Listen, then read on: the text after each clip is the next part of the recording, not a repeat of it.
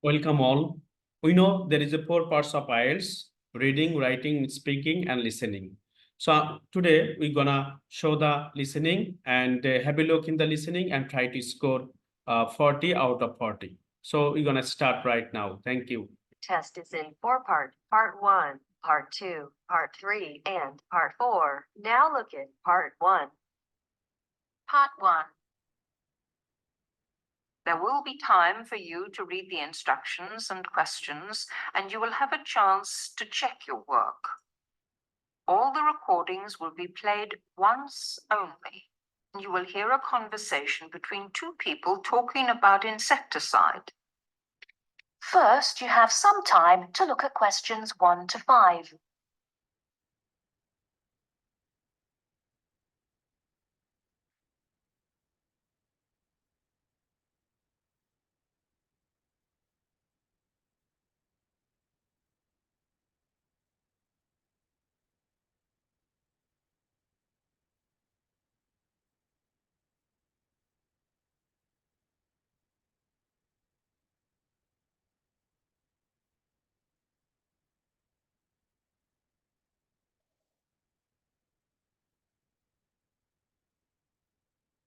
Yes? Oh, good morning, madam. I'm from Pestaway Market Research. I'm doing consumer research in this area. I wonder if you'd mind telling me, do you use Pestaway in your home? Pestaway? Oh, the insecticide thing. Well, yes, as a matter of fact, I do. What do you use it for, madam? Fleas, ants, cockroaches, woodworm? Oh, cockroaches. This is an old house, you see, and we often get cockroaches in the kitchen. I tried scrubbing and disinfecting, but it didn't seem to do much good. And then I heard a commercial about Pestaway, so I thought I'd try that. Was that on TV? No, it was radio, one of those early morning shows. You heard it advertised on the radio? Fine. And you say you use it in the kitchen. Do you use it anywhere else in the house? In the bathroom, say? Oh, no. We've never had any trouble anywhere else. We get the odd wasp in the summer sometimes, but I don't bother about them. It's the cockroaches I don't like. Nasty, creepy, crawly things. And you find Pestaway does the trick? Well, yes, it's quite good. It gets rid of most of them. How long have you been using it, madam?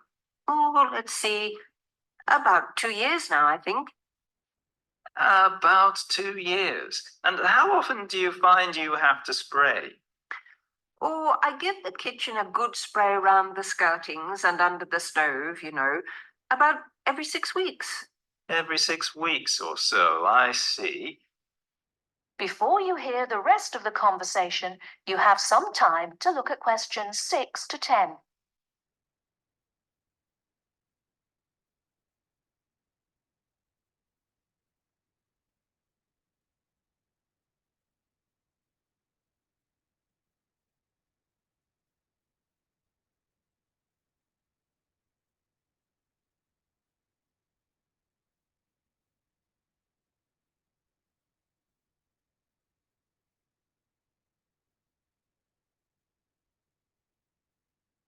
Now listen and answer questions 6 to 10. About every 6 weeks. Every 6 weeks or so, I see. Where do you buy your Pestaway, madam? A supermarket? Chemist? Oh, no. I get it at the little shop at the end of this street. They stock practically everything. It means taking a bus if I want to go to the supermarket. Well, thank you very much, madam. Oh, could I have your name, please? Mrs. Edgerton. Mary Edgerton. That's Egerton. Egerton. And the address? The address is 12 Holly, Peterford. 12 Peterford. And may I ask your age, madam? Oh, well, just put down I'm over 50. As you like, Mrs. Egerton. And occupation? Housewife? Well, I used to be a telephonist before I married, I had a very good job at the post office, but what with a husband to look after and 4 children to bring up, it doesn't leave you much time, does it? Occupation housewife. Well, thank you very much for your time, madam. You've been most helpful. That is the end of part 1. You now have half a minute to check your answers.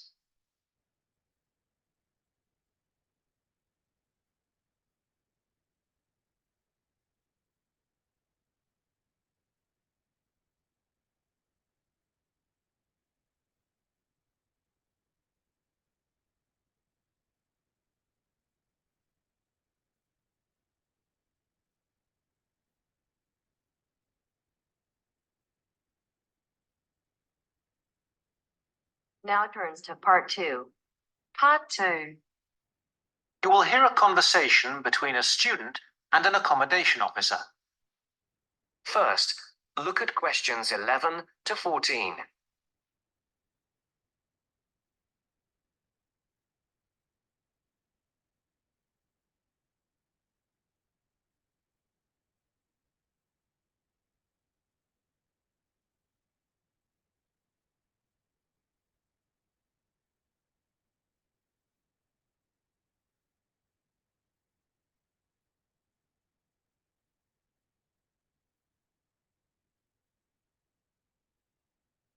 Listen carefully. Well, you have left things a bit late. Have you tried looking for somewhere in Newbridge? Newbridge? No, I haven't. I've never heard of Newbridge. Well, let me show you. I've got a map here. Here's where everything is. You come into Newbridge over the bridge, and the main road in front of you is, surprisingly enough, the High Street. This is one of the main streets. And branching off to the left, you can see there is West Street. That is another busy part of town. I see. Now, as I was saying, here is the High Street, and here is West Street going left. Now, if you go along West Street, the first place you come to on your right is the supermarket. It's not a very big one, but it's got most things you're likely to need.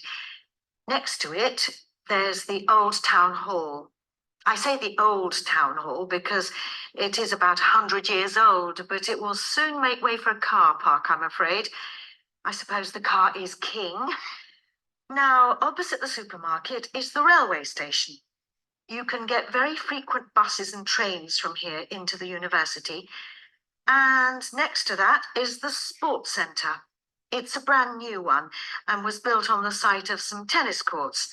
So that's progress. It's got everything the keen sportsman like yourself might require. Now, that's the centre of town. And I want to point out to you the buildings opposite the supermarket, but on the other side of London Road. There are 2 buildings there. The one further away from the High Street is called the Heights, and the one nearer the High Street is called the Towers. What are they? They are where you could find a flat. One of them, the Heights, has a number of flats for rent at the moment. Oh, good. Look at questions 15 to 20.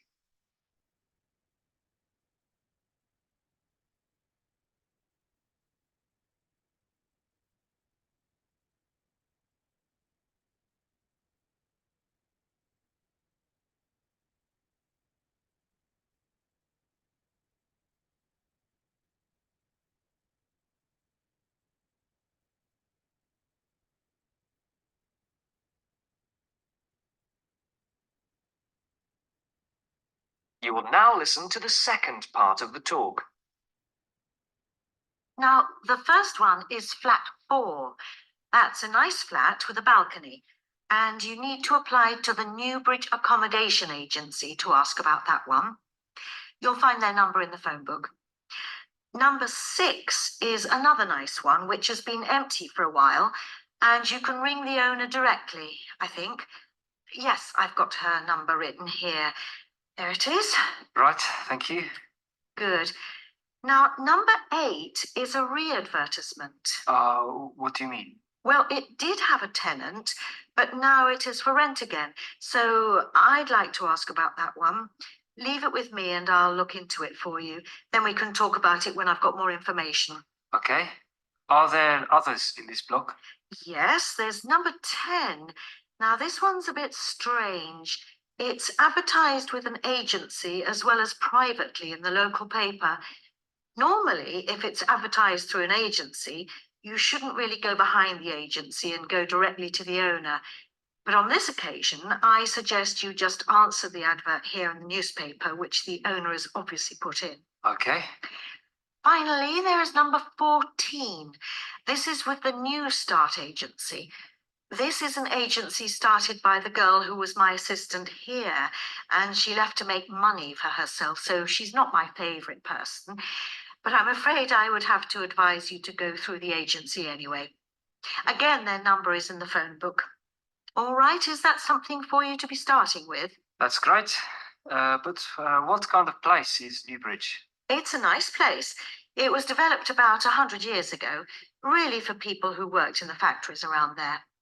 They were clothing factories and everyone worked in them, men, women, boys and girls. Then, when the factories closed down, things got very difficult for the town. There was a huge amount of unemployment until a few years ago when, in the telecoms boom, a company making mobile phones started up. I think your phone was made in Newbridge. And now this company employs most of the people in the town. There are new housing estates on the edge of the town, but they're mostly occupied by young families, and there isn't much student accommodation there. Most flats and so on are in the centre. That sounds good. Well, let me know how you get on. Yes, of course. Thank you. Bye. Bye. That is the end of part 2. You now have half a minute to check your answers.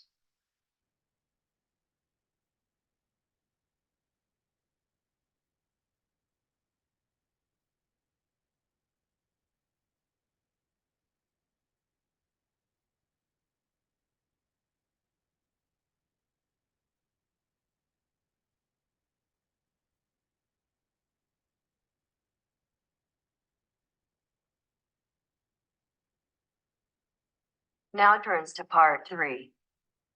Part 3.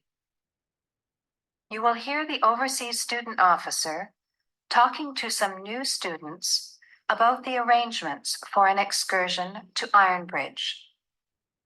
First, you have some time to look at questions 21 to 25.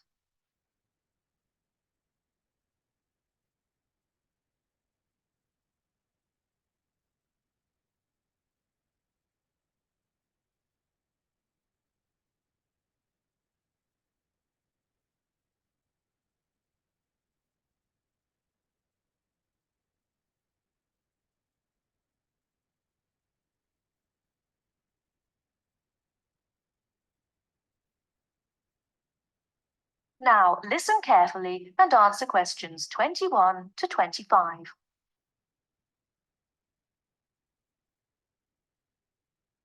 Hello, everyone. My name is Pamela Sutcliffe, and most of you already know that I'm the overseas student officer here at Salopian Technical College. Next Tuesday, the 28th of September, we have arranged an excursion for all new students to the important historical town of Ironbridge. We are hoping you'll all come, because not only is the history of Ironbridge very important and interesting, but also an excursion like this is a relaxed and fun way to get to know each other. Ironbridge is about 55 kilometers from here, and we'll be traveling by the college bus, which holds 40 people. If there are more than that, we'll bring a couple of staff cars as well. Though I might ask you to indicate on the list if you have a car and would be willing to take a couple of passengers. The list I'm referring to is up there on the student notice board. And if you would like to come on Tuesday, would you please add your name as soon as possible?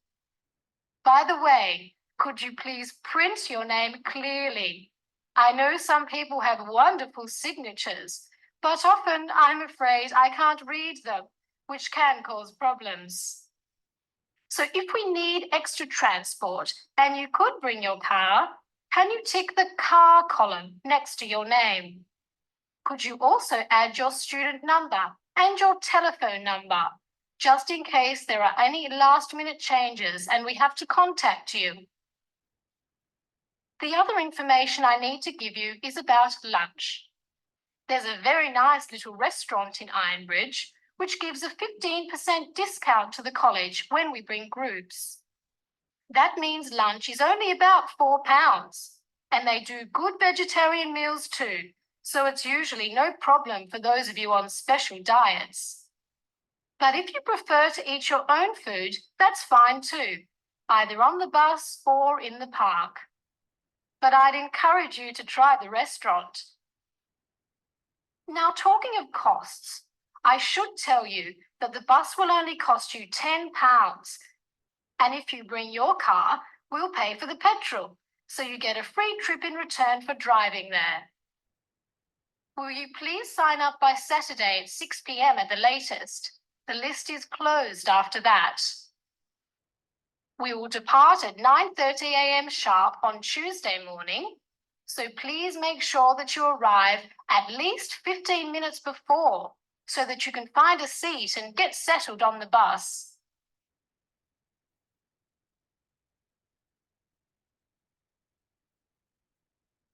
Before you hear the rest of the talk, you have some time to look at questions 26 to 30.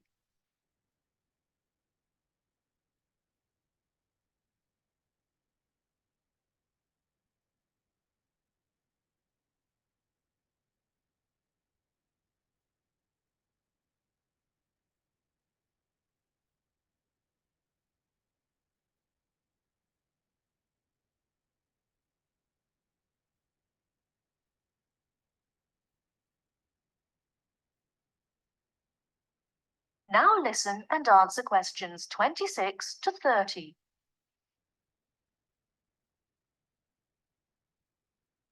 The college bus garage is behind the engineering workshop. It's quite easy to find.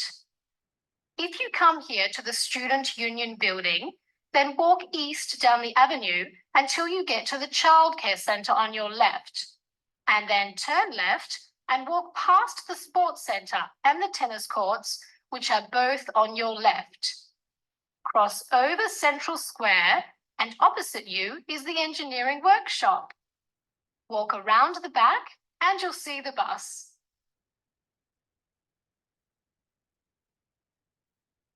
Please wear comfortable shoes, as we'll be walking around Ironbridge and be on our feet for most of the day.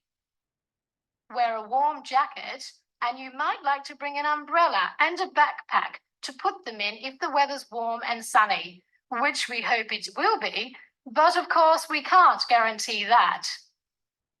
Certainly bring your cameras and any snacks or drinks for the bus journey there and back, which should take about an hour and a half each way.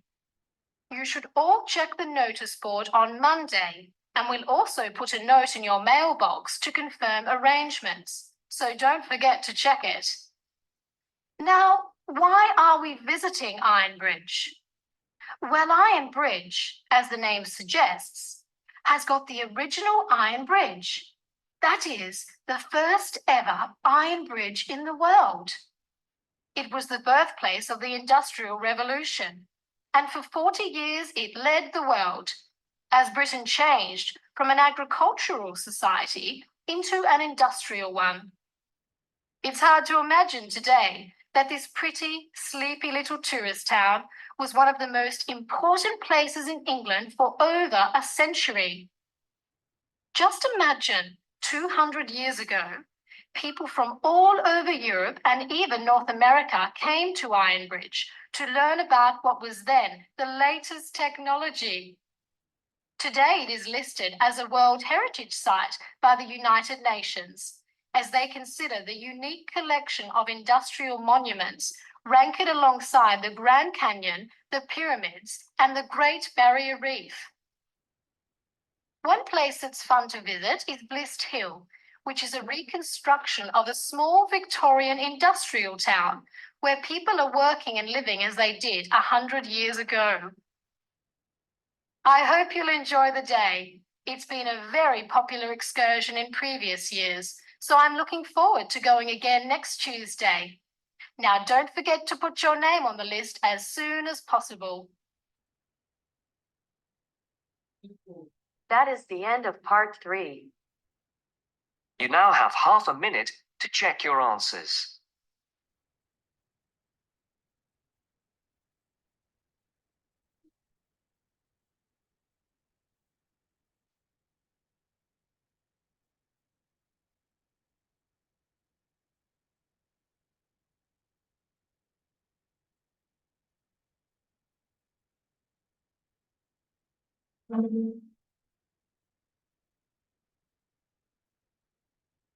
Now it turns to part 4. Part 4. First, you have some time to look at questions 31 to 40.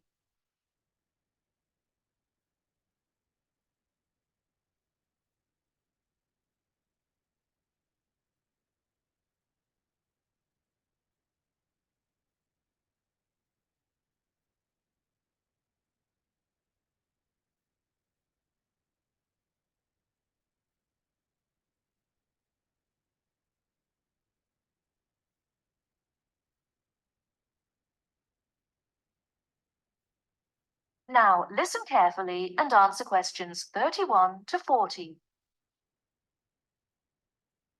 Good afternoon, everybody. My name is Sally Miller, and I'm here to offer you some advice on legal matters whilst you are studying at this university. Happily, most international students complete their courses without running into any serious legal problems. But if you do find yourself involved in a legal dispute of any kind, ask for help. There are 2 options. First, contact the students' union or welfare officer. Even if they cannot help you directly, they should be able to advise you where to go for help. The second possibility is to contact the Citizens Advice Bureau in your area. You can find them in the local telephone directory.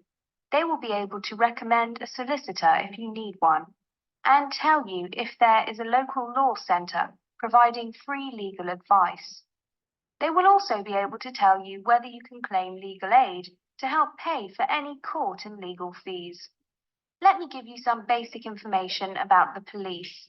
The police have the power to stop and search anyone who appears to be behaving in a suspicious manner. If you are arrested for any reason, even if you know it to be a wrong reason, remember a few very important things. 1. Don't be aggressive. 2. Do not try to bribe the police officer. 3. If you're arrested by plainclothes police officers, ask to see some form of identification. 4. Give your true name and address if the officer asks you to. Lying to the police is a criminal offence. 5. Do not sign any statement until you have received advice from a solicitor. There is always a solicitor on duty at every police station. 6. You will be entitled to make 1 telephone call. If you use this call to telephone a friend, urge your friend to contact someone from your university or from the students' union and get advice about what you should do next.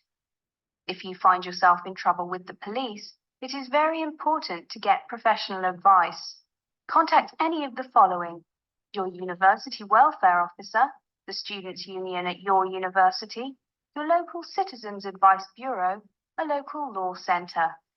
If you are found guilty of an offence, it could seriously damage your position as an international student, so be sure to ask for help as early in the process as possible.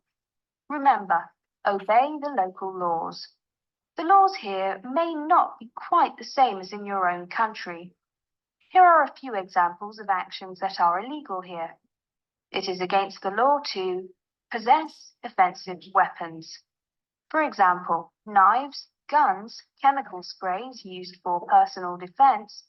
Even women are not allowed to carry sprays or other deterrents to protect themselves against possible assault, except for rape alarms.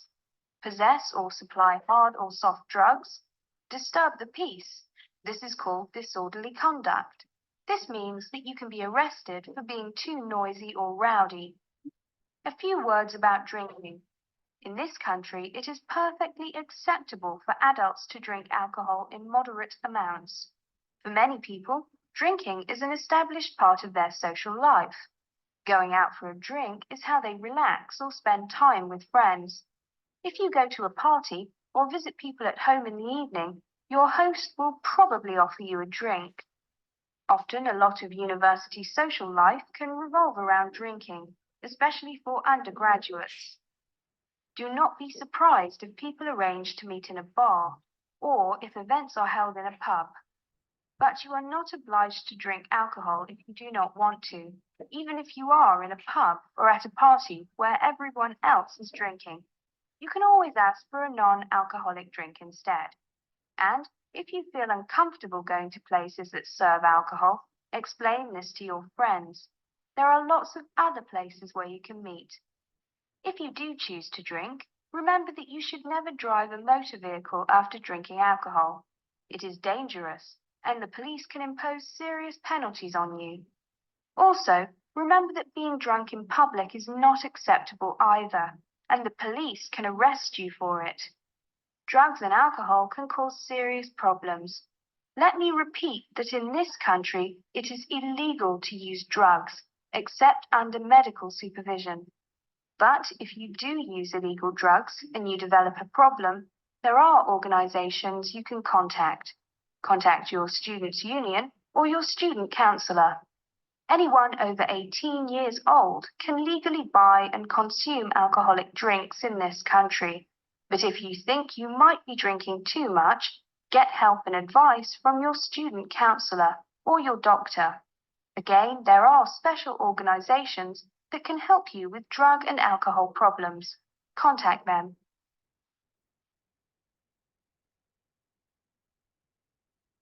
That is the end of part 4. You now have half a minute to check your answers. Our hearts beat to the city streets.